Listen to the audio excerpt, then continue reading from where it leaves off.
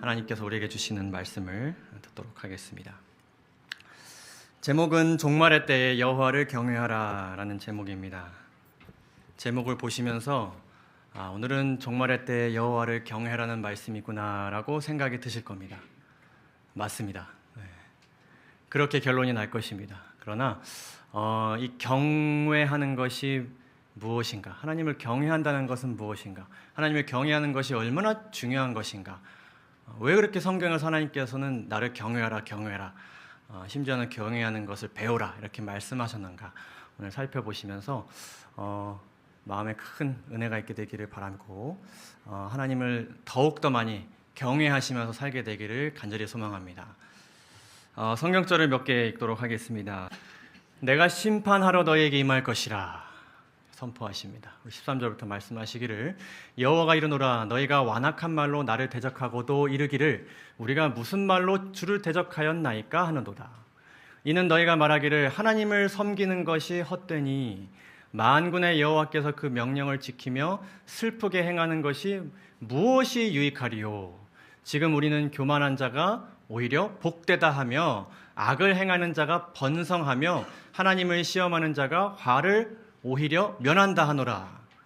그래서 그렇게 하나님을 섬기는 것을 헛되다라고 이야기하는 자들에게 심판이 임할 것이다라고 말씀하시면서 뭐라고 말씀하시냐면 그때에 곧 심판이 이를 때에 때가 찬 그때에 여호와를 경외하는 자들이 피차에 말하되 서로 이렇게 얘기하는 것입니다. 여호와께서 그것을 분명히 들으시고 여호와를 경외하는 자와 그 이름을 존중히 여기는 자를 위하여 여호와 앞에 있는 기념책에 기록하셨느니라.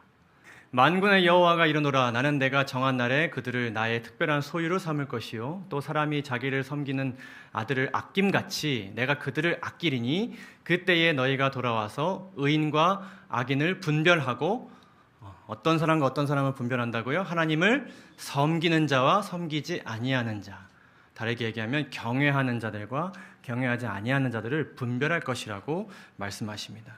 그것을 분별하는 것이 마지막 심판이 될 것입니다. 세상의 모든 것을 누렸던 솔로몬 왕이 전도서를 기록하고 모든 그 세상의 것들은 다 헛되고 오직 여호와의 것만 영원하다라는 것을 깨달은 것을 이 전도서에 기록해 놓으면서 마무리를 이렇게 짓습니다. 일의 결국을 다 들었으니 하나님을 경외하고 그 명령을 지킬지어다. 인생에 있어서 이거밖에 중요한 것이 없구나라는 것을 그가 깨달은 것입니다. 그러고 말하기를 이것이 사람의 본분이니라. 하나님은 모든 행위와 모든 은밀한 일을 선악간에 무엇하신다고요? 심판하시니라. 결국 이 경외심, 하나님께 대한 우리의 경외심에 따라서 하나님께서 분별하시고 뭐 하신다고요? 심판한다. 이 솔로몬 왕도 종말의 기별을 전하고 있습니다. 여기서 이 경외하다라는 이 히브리어, 야레라는 히브리어에는 경외하다라는 의미뿐만 아니라 존경하다, 그리고 무엇하다? 두려워하다. 이런 이제 의미가 담겨져 있는데 이 두려웠다는 것은 이 경외심을 가지고 있는 두려움을 이야기하는데 이것은 성경 맨 뒤에 있는 우리가 늘 살펴보는 새 천사의 기별에도 이것이 분명하게 드러납니다. 또 보니 다른 천사가 공중에 날아가는데 땅에 거주하는 자들 곧 모든 민족과 종족과 방언과 백성에 정할 영원한 복음을 가졌더라. 그가 큰 음성으로 이르되 하나님을 어떻게 하라고요? 두려워하며 그에게 영광을 돌리라. 이는 그의 심판의 시간이 이르렀기 때문입니다. 그 심판의 때에 영원한 운명을 좌우할 만큼 중요한 것이 무엇이라고요? 하나님을 향한 참된 경외심을 가지고 있느냐 없느냐. 이게 진짜 중요하다는 것입니다. 처음으로 우리가 살펴볼 주제는 이 경외심이란 무엇인가 하는 것입니다. 경외한다는 것은 무엇인가? 사전적인 정의를 먼저 살펴보겠습니다. 경외는 절반은 두려움을, 절반은 존경에서 나온다. 다시 말씀드릴게요. 경외는 절반은 어디서 나오고요? 두려움에서 나오고 절반은 존경에서 나온다. 두려워만 하는 것도 아니고 존경만 하는 것도 아니고 두렵고 떨리는 마음으로 존경하는 것, 존경하면서도 두렵고 떨리는 마음을 가지는 것이 경외다라고 한 사전에서 이렇게 정의 내렸습니다. 어떤 백과사전에는 이렇게 정의 내립니다. 인간의 능력이나 지각으로 모두 이해하거나 알 수 없는 대상을 마주했을 때, 또는 매우 충격적이고 압도적인 현상이나 대상을 목도했을 때 느끼는 두려움과 존경이다. 여러분들이 살면서 정말로 존경하고 이렇게 경의를 표했던 그런 사람이 내 눈앞에 직접 나타났던 그런 일이 있습니까? 어떤 유명인을 만났던 그런 기억. 이곳은 제가 특별한 기회로 방문했던 아이슬란드라는 나라의 굴포스라는 그 나라에서 제일 큰 폭포입니다. 경이롭습니까? 가까이 가면 이렇습니다. 제가 이 모습을 보면서 아름답다라는 마음도 느꼈지만 좀 두렵다라는 느낌도 같이 들었습니다. 두 마음이 공존하는 것이죠. 하나님 정말 이 천연계를 경이롭게 지으셨군요라고 생각도 들면서도 저기에 내 발 하나 잘못 담그면, 이거 찍는 내 핸드폰 떨어뜨리면 어떡하지? 라는 긴장되는 마음이 이렇게 공존했습니다. 이런 마음이 일종의 경외심이라는 것입니다. 결국 이런 마음을 하나님을 향해서 가져야 된다는 것인데, 하나님의 어떤 모습 때문에 우리가 하나님께 대하여 경외심을 가질 수 있습니까? 1차적으로 하나님의 이러한 모습 때문이지 않을까요? 시편 96편에 있는 말씀입니다. 여호와는 위대하시니 지극히 찬양할 것이요 모든 신들보다 경외할 것이며 만국의 모든 신들은 우상들이지만 여호와께서는 하늘을 지으셨음이로다. 하나님께서 어떤 분이시기 때문에, 창조주이시기 때문에, 모든 만물을 창조하셨고 주관하시는 분이시기 때문에 그분에게는 존귀와 위엄이 있으십니다. 그걸 우리가 느낄 수 있습니다. 이 세상을 바라보면요, 말씀만으로도 이 모든 것을 지으실 수 있는 분이시다. 존귀와 위엄을 느낄 수 있는 것이죠. 그 능력과 아름다움이 그의 성소에 있도다. 만국의 족속들아 영광과 권능을 여호와께 돌릴지어다. 여호와께 돌릴지어다. 이런 분 앞에 인간이 서게 될 때 1차적인 반응이 있습니다. 그 반응은 출애굽기 20장에서 시내산에서 하나님께서 가까이 이스라엘 백성들에게 나타나셔서 모세를 통해 십계명을 선포하셨던 장면에서 우리가 알 수 있습니다. 18절 19절을 보게 되면 이렇게 기록합니다. 뭇 백성이 우레와 번개와 나팔 소리와 산의 연기를 본지라. 그들이 볼 때에 어떻게 되었어요? 떨렸어요. 바다바다 떨린 겁니다. 이거는 어떤 지식에 의한 반응인가요? 아니면 자연스러운 어떤 무조건적인 반응인가요? 그냥 그 광경을 보면 누구든지 이렇게 긴장되고 떨리는 것입니다. 그래서 어떻게 했어요? 가까이 가지 못하고 어떻게 했어요? 멀리 섰어요. 그래서 모세에게 이렇게 이야기합니다. 당신이 우리에게 말씀하소서. 모세, 당신이 말씀하소서 우리가 들으리이다. 하나님이 우리에게 말씀하시지 말게 하소서. 우리가 죽을까 하나이다. 너무 무서운데 말씀까지 하시면 진짜 죽을 것 같은 거예요. 이것은 굉장히 자연스러운 반응입니다.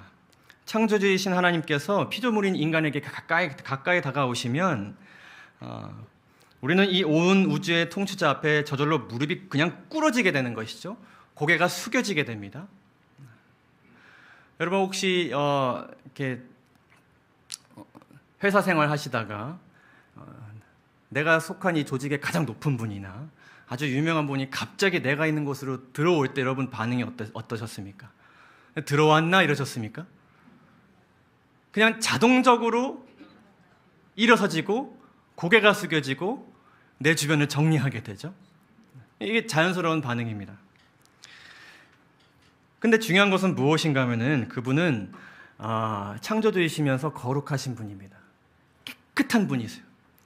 죄가 전혀 없으신 분이세요. 그래서 이런 분께서 가까이 오시니까 인간의 어떤 부분이 드러나는 것이냐면 아주 더러운 그 치부가 드러나는 것입니다. 무능하고 타락하여 희망이 없는 초라한 인간의 모습이 압도적으로 부각되는 것입니다. 거룩한 분께서 이렇게 가까이 오셨기 때문에요. 그리고 거룩한 심판자이시기도 하시기 때문에 이분은 죄를 아주 미워하시고 죄를 없애고자 하시는 분이시기 때문에 내가 죄를 지은 사람으로서 너무나도 뭐한 거예요? 두렵고 무서운 것입니다. 이것이 경외하는 것일까요? 모세가 이러한 반응을 보이는 이스라엘 백성들에게 이렇게 이야기했습니다. 모세가 백성에게 이르되 두려워하지 말라. 그렇게 하지 말라는 것이, 그런 마음을 가지지 말라. 그러니까 그들이 가졌던 그 마음은 경외심은 아니에요. 하나님이 임하심은, 이렇게 가까이 오심은 너희를 시험하고, 너희들이 참된 경외심을 가지고 있는지 없는지를 시험하고 너희로 뭐 하게 하려 함이라. 경외하여서 범죄하지 않게 하려 하심이라. 그러니까 이들이 가지고 보인 이 반응은 자연스러운 반응인데 이 마음에 뭔가가 더해져야 되는 것이죠. 뭔가가 같이 혼합되어져야 이것이 경외심이 되는 것입니다. 근데 잘 보시면 두 가지 반응이 있습니다. 백성은 어떻게 섰다 그래요? 멀리 섰다 그러고, 대신 모세는 어떻게 했다 그러죠? 하나님 계신 곳으로 가까이 갔다 그래요. 자, 이 장면에 대해서 재림교회 주석은 이렇게 이야기합니다. 범죄하여서 하나님을 다만 진노를 행하시는 복수자, 소멸하는 불로 밖에 보지 못하는 자들은, 이렇게 이야기하는데, 범죄하였기 때문에 하나님을 그런 분으로 보는 것은 자연스러운 것입니까? 자연스러운 것입니다. 그분이 소멸하는 불이 아니시진 않잖아요. 죄에 대해서 소멸하는 불이 맞아요. 그런 분이 맞으세요.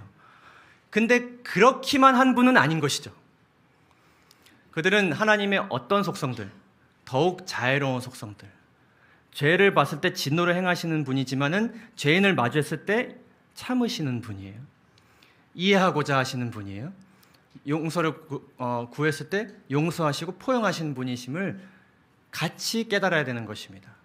또한 그분이 자비롭고 은혜로우신 그들의 무엇임을, 아버지임을 느끼지 못했지만 그것을 느끼게 되었을 때에 이제 비로소 두려움과 하나님께 대한 그 사랑으로 인한 존경심이 어우러져서 이게 뭐가 되는 거예요? 경외심이 되는 것입니다. 그것을 누구는 가지고 있었던 거예요? 모세는 가지고 있었던 것입니다. 그래서 하나님께서는 스스로 범죄하여서 하나님을 두려운 분으로밖에 볼 수 없는 인간들에게, 그들에게 참된 경외심을 알려주고자 다가오셨는데, 그렇게만 느끼는 인류에게 하나님께서는 부드러운 사랑의 음성을 들려주셔서 그들이 참된 경외심을 가질 수 있도록 그렇게 돕고자 하셨습니다. 이러한 하나님의 마음이 무엇에 잘 나타나냐면 이 성소에 잘 나타나고 있습니다. 내가 이스라엘 자손 중에 거하여 그들의 하나님이 되리니 그들은 내가 그들의 하나님 여호와로서 그들 중에 거하려고. 그러니까 거하시게 되면 이들은 1차적으로 공포를 느끼게 되겠지만 하나님께서 괜찮아, 두려워하지 마, 나한테 가까이 오게 해줄게, 가까이 오게 하기 위해서 내가 가까이 오지 못하게 하는 죄를 제거할 수 있는 장치를 너희에게 줄게, 그걸 통해서 가까이 오도록 해줄게, 이렇게 말씀하고자 하신 것이죠. 그들을 애굽 땅에서 인도해낸 줄을 알리라. 나는 그들의 하나님 여호와니라. 그래서 신명기서에서 정말 이 경외함에 대해서 많이 나옵니다. 정말 많이 나옵니다. 제가 이제 이 설교를 준비하면서 경외라는 단어를 검색해서 이 성경에 있는 말씀을 다 읽어봤어요. 여러분 꼭 읽어보시기 바라요. 정말 많이 강조되거든요. 근데 신명기 10장 10절에서 뭐라고 말씀하시냐면, 내 하나님을 경외하여 그를 섬기기도, 낮은 자세로 이렇게 섬기기도 하면서 그를 또 어떻게 대하라고 하세요? 친근하게 대하기도 하라고 하세요. 이 두 가지가 같이 있는 것입니다. 섬기기도 하면서 가까이 느끼기도 하라는 것이죠. 시편을 보시게 되면 2장 11절에 이렇게 기록합니다. 여호와를 경외함으로 섬기고 어떻게 하면서 즐거워할지어다? 떨며 즐거워할지어다. 어떻게 이런 분이 나와 함께 하실 수 있을까? 떨면서도 즐거워야 되는 것이죠. 왜냐하면 이런 분이 나와 함께 있으니까. 근데 이런 분이 나와 함께 해주니 너무 좋다. 왜냐하면 복이 많으니까 너무 좋다. 즐거워해야 되는데 막 풀어지는 것이 아니라 이 떠는 마음을 가지면서 하나님과 동행하라는 것입니다. 이 두 가지가 어우러진 마음을 뭐라 그런다고요? 경외심이라고 그런다. 하나님께서 이러한 두 모습을 나타내시기 위해서 애쓰셨고, 그러한 사역은 예수님의 사역에서도 아주 선명하게 보여집니다. 예수님께서는 죄와 관련된 어떤 결과나 아주 잘못된 모습들에 대해서는 단호하게 대처하셨습니다. 그럭저럭 자비로서 두루뭉실하게 대처하지 않으셨습니다. 심판자로서 아주 명확하게 죄에 대한 하나님의 마음과 생각을 분명하게 드러내셨습니다. 그러시면서도 늘 이런 모습만 가지신 분이 아니라 이런 죄에 대한 마음은 가지고 있지만 내가 너희를 사랑한다라는 마음을 알려주시기 위해서도 참 많이 노력하셨습니다. 그래서 이러한 하나님을 우리가 대하는 데 있어서 베드로가 이렇게 이야기합니다. 1장 17절, 베드로전서 1장 17절에서 외모로 보시지 않고 각 사람의 행위대로 뭐 하시는 분? 심판하시는 이를 너희가 무엇이라 불러요? 아버지라 불러요. 친근한 존재로 부르게 되었어요. 탕자를 받아주신 그 아버지를 생각하면서 나를 늘 받아주시는 하나님으로 늘 그렇게 생각하고 살아가야 되는데 너희가 나그네로 있을 때를 무엇으로 지내라고요? 대신 이 두려움은 간직하라는 것입니다.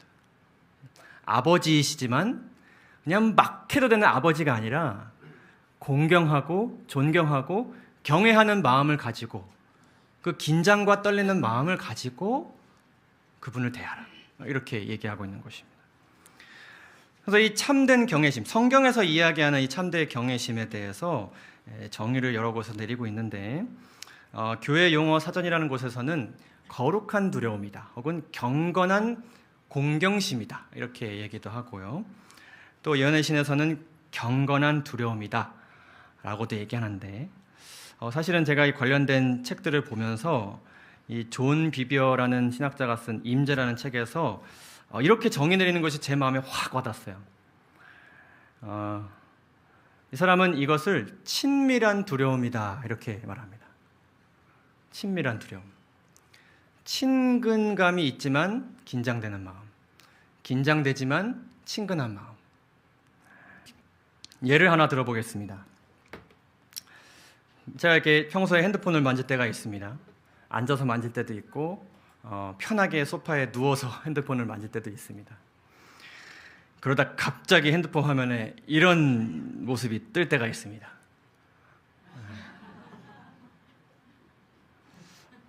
제가 이제 살아오면서 정말 동경하고 공경하고 존경했던 목사님들이 계세요. 우리 김대성 목사님뿐만 아니라 정말 이렇게 큰 단상, 어디 책 속에 이렇게 재림교회 내 뉴스나 이런 소식들에서만 보던, 그러니까 저랑은 저같이 이렇게 미개한 인간과 대화를 나눌 일이 전혀 없으실 것만 같은 그런 목사님들이 계세요. 남대근 목사님, 김기고 목사님 이런 분들이시죠. 총장님을 역임하셨고 뭐 연합회장 역임하시고 이런 분들. 근데 제가 이제 진리의 불교에 있다 보니까 그분들과 이제 자주 통화하는 일이 있게 되었어요. 그래서 제가 이제 제 목회 동기들과 이제 같이 식사를 하다가 이제 핸드폰에 뭐 김대성 목사님 이렇게 이름이 뜨잖아요. 그러면 제 동기가 이렇게 합니다. 어이구. 나가서 전화 받으세요 이렇게 합니다. 제가 그렇게 존경하는 목사님들의 전화를 한 번도 누워서 받아본 적이 없습니다. 누워서 받을 수가 없습니다. 어느새 저는 비록 옷은 갈아입지 않았을지라도 최대한 서서 고개를 숙이고 최대한 공손하게 목사님 안녕하세요 어떤 일이실까요? 이렇게 제가 받습니다. 제가 이게 뭐 이렇게 의도하는 것이 아니에요. 왜냐하면 목사님들께서는 제가 어떻게 전화를 받는지 모르십니다. 제가 누워 받든 앉아서 받든. 근데 제 마음 가운데 어떤 그런 경외심이 발동하는 것이죠. 전화를 주셔서 반가운 마음도 있지만 긴장되는 마음도 있고요. 또 전화 주셔서 또 긴장되지만 또 이렇게 전화 주신 것에 대한 감사함도 있고요. 안부도 물어봐 주시고 하시니까요. 그렇기 때문에 제가 두렵고 떨리는 마음으로 전화를 드립니다. 예를 들면 제가 질문이 있을 때, 궁금한 것이 있을 때, 풀리지 않는 문제가 있을 때 제가 남대근 목사님이나 김대성 목사님께 전화를 드립니다. 이런 관계를 이야기하는 것이지 않을까. 이 친밀한 두려움이라는 것이요. 근데 중요한 것은 무엇인가 하면 이러한 경외심을 갖는 것이 왜 그렇게 중요하냐는 것입니다. 그러니까 마땅히 그래야 되기 때문에 중요하기도 하지만 여기에는 굉장히 중요한 이유가 들어 있습니다. 왜 그렇게 경외하라고 하시는 것일까? 그분은 친밀하시면서도 두려운 분, 또한 두려운 분이시면서도 친밀하신 분이라는 분을 인식하는 것이 왜 그렇게 중요한 것일까? 성경에서는 하나님을 경외하는 자가 누릴 수 있는 복에 대해서 정말 많이 이야기하였습니다. 특별히 신명기 6장 24절에 이렇게 기록합니다. 다른 번역인데요. 우리에게 이 모든 규례를 지키며 여호와 우리의 하나님을 경외하라고 명령하셨으니 우리가 그렇게 하면 그분께서 오늘처럼 언제나 우리를 복되게 하시고 우리를 어떻게 하실 것이라고요? 잘 살게 하실 것이다. 제가 미처 다 적지 못했지만 이렇게나 많습니다. 잠언 10장 17을 보게 되면 오래 살 것이라고 하셨습니다. 경외하는 자에게 장수를 허락하신다고 하셨어요. 기도 응답을 받을 것이고 천국의 큰 상급을 받게 될 것이다.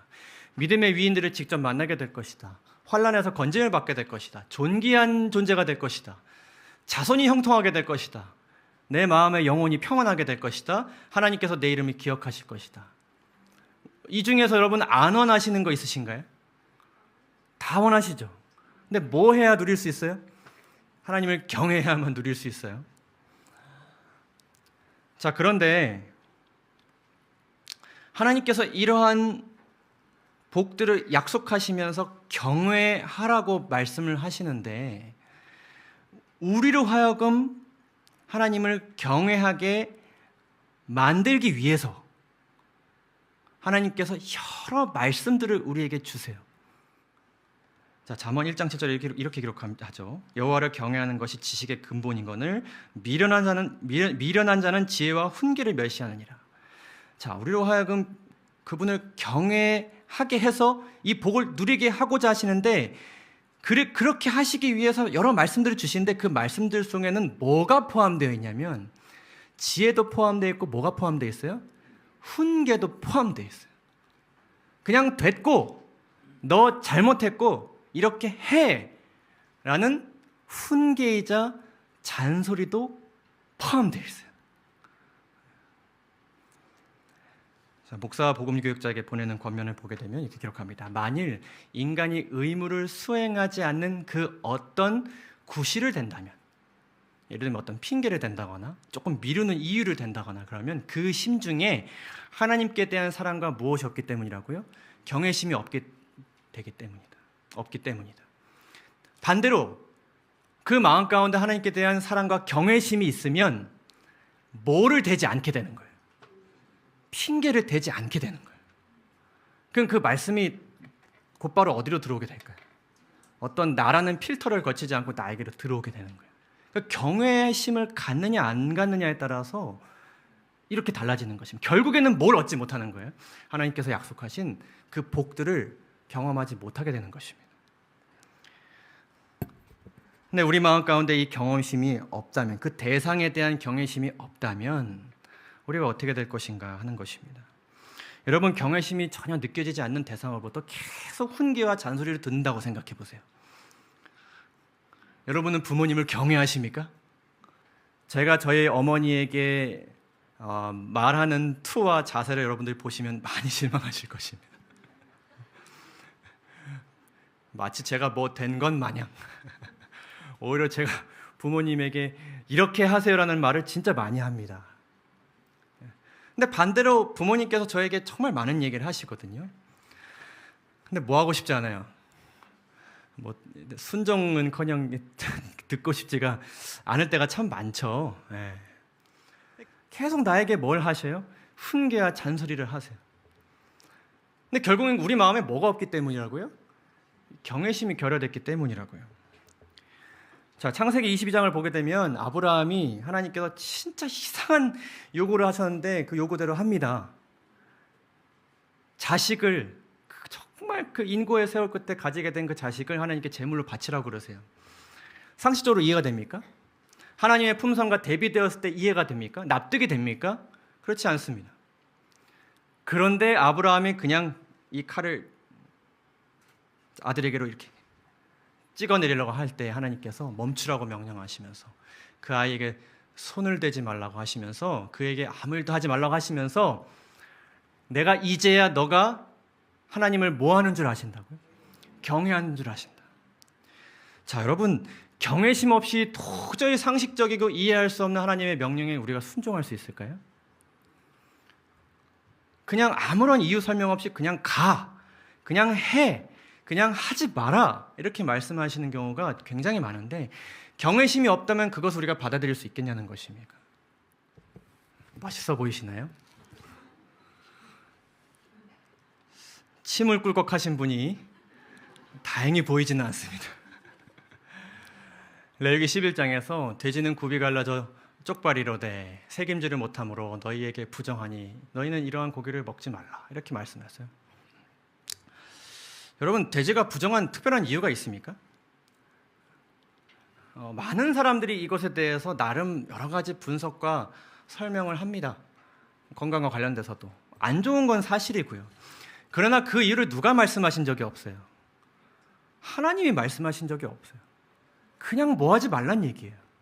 내가 부정하다고 이것의 정의를 그냥 내렸으니까 그냥 하지 말라는 거예요. 그렇잖아요. 근데 우리는 이것을 이해하기 위해 얼마나 애쓰는가 하는 것입니다. 납득이 될 만한 이유를 찾고자 하는 우리들입니다. 하나님께서 그렇다 하시면 그런 것이고 좋다 하시면 좋은 것이고 안 좋다 하시면 안 좋은 것이고 가라면 가야 되는 것이고 가지 말라면 가지 말아야 되는 것인데 우리는 얼마나 자주 그분의 명령에 대해서 우리의 경험과 지식을 바탕으로 분석하고 고민하고 그리고 또 얼마나 많이 그것에 대해서 토론합니까? 이것을 하는 것이 과연 우리에게 어떤 유익이 될 것인가? 옳은 것인가? 교회가 이렇게 하는 것이 과연 맞는가? 아닌가? 때로는 그것이 무엇으로도 번져요? 논쟁으로도 번집니다. 근데 문제는 뭐예요? 여러분, 경외심. 이건 경외심의 문제예요. 우리가 납득할 수 있느냐 아니냐의 문제가 전혀 아니에요. 우리가 경외심을 가지고 이 말씀을 대하고 있느냐 아니냐의 문제입니다. 경외심을 가지고 있다면 그냥 받아들여지게 될 문제인 것이죠. 영감의 글은 이렇게 기록합니다. 성경을 많이 읽지만 유익이 없고 많은 경우에 분명한 손해가 되는 수가 있다. 하나님의 말씀을 경외심과 기도 없이 펼 때 사상과 애정이 하나님께 집중되지 않거나 그분의 뜻과 조화를 이루지 못할 때 마음은 의심으로 흐려지고 바로 성경 연구 자체가 회의론을 강화시킨다. 연구해봤자 무슨 의미가 있는가? 근데 결국 뭐가 없기 때문이에요. 경외심이 없기 때문인데 많이 연구했는데도 뭔가 얻어지는 것이 없으니까 회의적인 생각이 드는 것이죠. 그럴 때 원수가 사상을 사로잡고 옳지 않은 해석을 하도록 시사한다. 해야 한다고 단순하게 말씀하셨는데 안 해도 될 것 같아라고 해석하게도 되는 것입니다. 하나님께 대한 사랑과 경외심이 없으면 비록 그 지성이 아무리 탁월할지라도 어떻게 실패할 거라고요? 반드시 실패할 거라고요. 여러분, 이 말씀을 꼭 기억하게 되시기를 간절히 바랍니다. 문제는 뭐라고요? 경외심이에요. 제가 이 말씀을 살펴보면서 이 경외심이라는 것은 이 우리 신앙생활에 있어서 정말 절대적인 어떤 중요한 기능을 하고 있구나라는 것을 하나님께서 깨닫게 해주셨습니다. 하나님의 품성 두 가지 대표적인 면이 있습니다. 어떤 하나님? 한쪽엔 공의의 하나님, 그리고 사랑의 하나님. 같은 하나님이시죠. 제가 이것을 같이 넣어야 되지만 이 그림을 표현하기 때문에 좀 거리를 뒀습니다. 같은 분이시죠. 근데 우리가 이제 죄된 본성을 가지고 있기 때문에 우리의 이기적인 목적에 의해서 우리의 죄된 이 지성에 의해서 한쪽으로 이제 치우칠 때가 있어요. 죄송합니다. 치우칠 때가 있어요. 특별히 이 공의의 하나님에 대해서 우리가 좀 많이 듣고 이에 대한 이해가 조금 많이 있게 될 때에 그리고 이러한 하나님에 대해서만 관심이 더 많이 이렇게 쏠리게 될 때에 우리가 무엇을 오해할 수 있습니까? 하나님의 품성을 오해할 수 있습니다. 하나님의 어떤 품성이요? 특별히 사랑과 자비를 우리가 간과할 수 있습니다. 그리고 하나님을 어떻게 하고 싶어져요? 이스라엘 백성들처럼 이렇게 멀리 가까이 하기에 두려운 존재. 내가 멀리서 잘하면 다가오시겠지 이렇게 오해할 수 있게 됩니다. 그러면서 하나님을 두려운 존재로 인식해야 되는 건 맞는데 너무 지나치게 두려운 존재로 인식하게 되는 것입니다. 당연히 이 관계가 어떻게 될까요? 계속 적당한 거리를 유지한 채 신앙생활에 오가게 될 가능성이 높습니다. 계속 하나님은 다가오시는데 나는 계속 멀리 가는 거예요. 부담스러우니까 더 다가오지 말라는 거예요. 자, 반대로 사랑의 하나님. 또 우리가 이렇게 또 바뀔 때가 있습니다. 주로 내가 힘들 때, 여러 고난과 실수, 잘못이 많았을 때 사랑의 하나님으로 인해 우리가 많은 위로와 확신을 얻게 됩니다. 너무 우리가 또 이쪽에 치우치게 되면 어떻게 될까요? 하나님의 거룩함과 정의가 퇴색될 수 있습니다. 하나님께서는 정의를 실현하시는 분이신데 뭐 그렇게 되면 좋고 아니면 말고라고 생각하게 될 수 있습니다. 그렇다 그러면 뭐에 대해서 관대해질 수 있습니까? 이 죄의 심각성에 대해서 관대해질 수 있습니다. 이 죄 때문에 예수 하나님께서 이 땅에 오셔서 목숨을 바치신 정말 엄중한 문제인데 그냥 뭐 그럴 수 있는 문제로 생각되는 것이죠. 그러면 결국 내가 회개하고 순종해야 되는 것에 대한 필요성이 축소되기 때문에 회개하고 순종하는 것이 자꾸 어떻게 되면 뒤로 미뤄지게 됩니다. 계속 위로만 받고 싶은 거죠. 그래서 하나님을 친근한 존재로 인식해야 되는데 너무 친근한 존재로 인식하는 것입니다. 하나님을 마치 옆집에 사는 좋은 이웃처럼 생각하는 것입니다. 때가 되면 좀 멀리 했다가 가까이 있으면 좋았다가 명절 때만 만나는 우리 부모님 같은, 고향과 같은 그런 느낌처럼 하나님을 생각하게 되는 것이죠. 자, 그런데 이러한 우리가 늘 이렇게 치우치는 가운데 하나님을 향한 경외심을 계속 우리가 하나님을 통해서 개발시키고 발전시키고 가지게 된다 그러면 얘가 뭐 하게 될 수 있을까요? 이 신앙이, 치우쳤던 신앙이 어떻게 될 수 있을까요? 균형을 맞출 수 있는 거예요. 균형을 맞추는 말씀, 이 말씀이 때로는 부드러운 음성으로 주실 때도 있지만 잔소리로 주실 때도 있고 훈계로 주실 때도 있고 아주 엄한 음성으로 주실 때도 있고 그 음성에 느껴지는 아주 힘든 고난과 시험을 통해서 말씀을 주실 수 있는데 경외심이 있으면 그 말씀하신 그것을 그대로 우리가 받아들일 수 있는 믿음 가운데 있기 때문에 이게 뭐가 맞춰지는 거예요? 균형이 맞춰지는 것입니다. 사랑의 하나님으로 치우쳤다가 공의의 하나님에 대해서 깨닫게 되고 공의의 하나님을 치우쳤다가 상의 하나님으로 균형이 맞춰지게 되는 것이죠. 자, 이것에 대해서 신명기 17장에 아주 잘 이렇게 말씀하고 계십니다. 이제 이스라엘 백성들에게 지도자를 뽑게 될 때에 이렇게 하라고 말씀하셨는데 그가 왕위에 오르거든 이 율법서 하나님의 말씀의 등사본을 레위 사람 제사장 앞에서 책에 기록하여 평생에 자기 옆에 두면서 그의 하나님 여호와 경외하기를 계속 배우게 하라고 했습니다. 배우다 하면 어떻게 되는 것인가? 이 율법의 모든 말과 이 규례를 지켜 행할 것이다. 그리하면 그의 마음이 그의 형제 위에 교만하지 아니하고 이 명령에서 떠나서 어떻게 되지 않을 거라고요? 좌로나 우로나 치우치지 않게 될 것이다. 이스라엘 중에서 그와 그의 자손이 왕위에 있는 날에 장구하리라. 그러니까 치우치지 않고 균형을 이 경외심이 맞춰주니까 결국에는 아까 하나님께서 말씀하신 그 복을 경험하게 되는 것이 자연스러운 순서인 것이죠. 그렇죠? 그러니까 좌우로 우리가 계속 치우치는 데 있어서 이것이 균형을 맞춰준다. 그래서 이것은 마치 뭐와 같냐면 이 자전거의 보조바퀴 같습니다.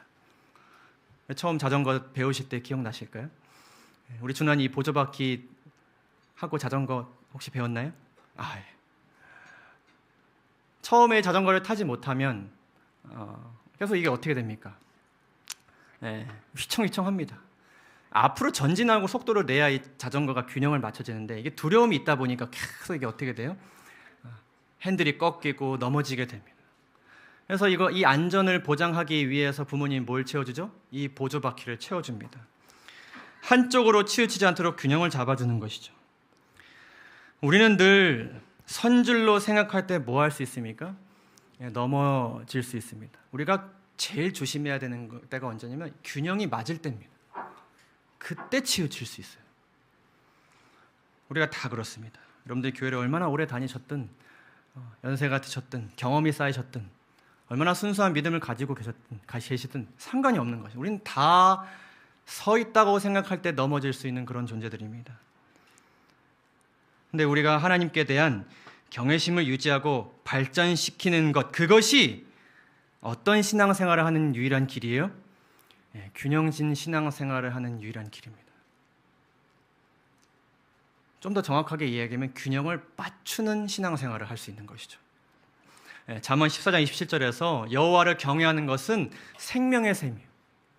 그래서 이 경외심을 통해 우리가 균형이 맞춰지기 때문에 우리는 어디서 벗어날 수 있게 되는 것입니까? 사망의 그물에서 벗어날 수 있게 되는 것입니다. 왜냐하면 하나님의 그 훈계가, 그 잔소리가, 그 엄한 말씀이, 때로는 부드러운 음성이 그대로 우리 마음 가운데 들어오기 때문에 하지 말라 하시니 하지 말아야겠구나. 가지 말라 하시니 가지 말아야겠구나. 믿으라 하시니 믿어야겠구나. 기대하라 하시니 기대해야 되는구나. 그럼 결국에는 죄가 만드는 의심, 염려, 근심, 아닐 수 있어, 안 그렇게 될 거야, 이런 것들로부터 벗어날 수 있게 되는 것입니다. 여러분, 이것을 잘 보시고 한번 생각해 보시면 좋겠습니다. 내 마음은 하나님의 말씀에 어떻게 반응하는 편인가? 1부터 10까지 한번 나눠봤습니다. 1번은 별다른 반응이 없다. 뭐 듣든 누가 얘기하든지 간에 그냥 아무 반응이 없다. 4번은 개인적인 판단이 앞선다. 궁극적으로 받아들이긴 하는데 좀 내 생각이 앞선다. 이거 할 필요 없을 것 같은데, 별로 의미 없을 것 같은데, 효과가 없을 것 같은데, 이런 생각이 앞선다. 6번, 그때그때 다르다. 이럴 때도 있고 저럴 때도 있다. 웬만하면 긍정적인 쪽으로 기울어진다. 조금씩 하는 건지만 웬만하면 받아들인 쪽으로 기울어진다. 아니면 큰 고민 없이 네, 예, 바로 우리가 반응하듯이 기쁨으로 즉각적으로 반응된다. 한번 생각해 보세요. 근데 하나님의 말씀에도 여러 가지가 있습니다. 이렇게 다양한 것들이 있어요. 믿음과 영성, 매일 기도해야 되고 말씀 봐야 된다는 말씀들, 경배 드려야 된다는 말씀들, 겸손해야 된다는 예배, 이런 말씀들, 선교와 감화, 빛이 되어야 된다는 말씀들, 도덕과 규범, 선행과 봉사, 생활과 건강, 생활 습관과 음식에 대한 것들, 교회와 직분, 인간관계, 용서해라, 서로 사랑하라, 포용하라, 이런 것들. 아마 여기 계신 저를 비롯한 모두가 이 말씀의 여러 가지 종류별로 어떤 것은 10을 반응하는 것이 있고 어떤 것은 1을 반응하는 것이 있을 것입니다. 저 같은 경우에는 생활과 건강 쪽에서 조금 점수가 낮은 것 같습니다. 인간관계에 대해서도 점수가 좀 낮은 것 같아요. 부담이 있어요. 그냥 이렇게 하라고 하시는데 도저히 이거를 할 용기도 없고 이렇게 할 수 있는 마음도 지금은 없고, 과연 이렇게 하면 이 관계가 회복될까, 이런 마음이 있는 것이죠. 여러분들도 그런 마음이 있는 것입니다. 그때 우리가 해야 되는 것은 무엇인가 하면은, 이렇게 해야 되느냐 저렇게 해야 되느냐에 대한 말씀도 알지만 결국엔 궁극적으로 어떤 레벨을 높이는 게 중요해요. 내 마음에, 이 말씀에 대한 내 마음속에 있는 경외심의 수준을 높이는 것이 중요한 것입니다. 그래야만 우리가 균형이 맞춰질 수 있고, 그래야만 하나님께서 우리에게 주시는 복을 얻을 수 있고, 심판 때에 섬기는 자로 분별될 수 있다는 것입니다. 그렇기 때문에 마지막 시대에 하나님께서 끊임없이 우리에게 뭐 하라고 명령하시는 거예요? 경외하라, 경외하라, 경외하라. 사랑하는 성도 여러분, 하나님께서는 여러분들의 그 경외심을 불쌍히 여겨주심에 감사하시기 바랍니다. 그리고 그 불쌍히 여기는 그 마음 가운데 하나님께서 우리에게 이런 음성을 들려주십니다. 내가 경외심을 알려줄게. 나에게로 와 배우라 말씀하십니다. 우리 모두 하나님께로부터 경외하는 법을, 하나님을 경외하는 법을, 또한 사람을 경외하는 법을 배우시게 되시기를 간절히 소망합니다. 마지막으로 이 경외심을 가지기 위해 우리가 어떻게 해야 되는가? 일단 이 말씀 속에서, 특별히 이 신명기서에서 모서는 이 경외심을 지속적으로 배우는 것에 대한 필요성을 굉장히 많이 강조했습니다. 하나님께서 너희 자녀들을 경외하게 가르칠 것이다, 이런 말씀도 있고요. 우리가 아까 살펴본 말씀인데, 계속 하나님의 말씀을 평생에 옆에 두어서 하나님 여호와를 경외하기를 계속 뭐라고 하세요? 배우라고 하세요. 어떤 기간 동안? 평생의 기간 동안 계속. 평생 해야 된다는 것을 우리가 기억하면서 영감의 글을 우리가 함께 읽어보면 좋겠습니다. 여기 아주 중요한 말씀이 나옵니다. 하나님께 대한 참된 경외심은 첫째, 하나님의 무한한 위대하심을 깨달아야 합니다.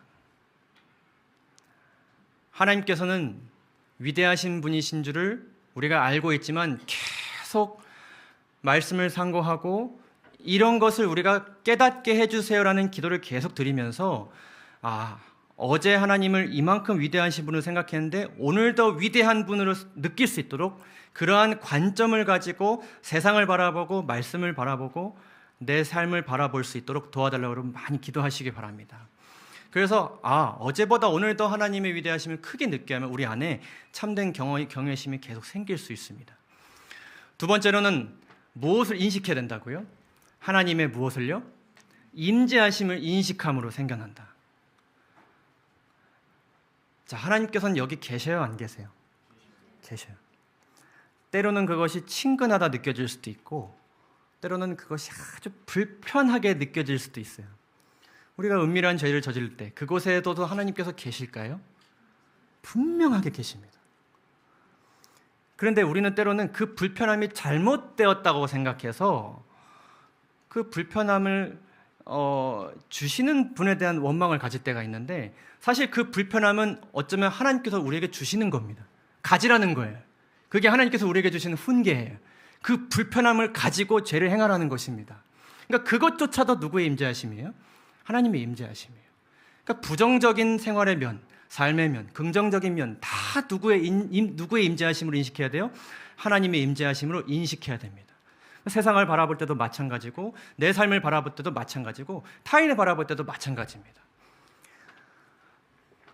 각 사람은 보이지 않는 하나님께서 그곳에 임재하고 계심을 마음 속 깊이 인식하여야 한다. 기도하는 시간과 장소는 하나님께서 그곳에 임하여 계심으로 그곳은 거룩하다. 이것을 인식하지 않는 곳은 거룩하지 않는 것이고 인식하는 곳은 그곳을 하나님께서 거룩하게 해주신 것입니다. 왜냐하면 그 가운데서 경외심을 하나님께서 만들어주셔서 하나님의 말씀 말고는 들어가지 않게 이끄실 것이기 때문에 그곳이 거룩하게 된다는 것이죠. 우리가 그걸 계속 인식해야 된다는 것입니다. 그리고 중요한 건 뭐라고요? 무엇이 경건하면? 태도가 경건하면 경외심이 더욱 깊어진다. 아까 제가 이렇게 그 전화에 대한 예화를 들은 것처럼 하나님의 말씀이 나에게 들어왔을 때 내가 어떻게 반응되어지는지를 여러분 자주 살펴보시길 바랍니다. 네. 제가 무엇을 하면 될까요? 그렇게 말씀하시니 저는 그렇게 하지 않는 것이 생각되었지만 그렇게 말씀하시니 일단 우선적으로 하나님의 말씀이 옳다고 제가 여기겠습니다. 이런 마음이 나에게 있는지를 살펴보시길 바랍니다. 그런 경건한 태도를 우리가 가지게 될 때에 경외심은 더 어떻게 될 것이라고요? 그 생겨난 경외심이 매일매일 깊어질 것이다.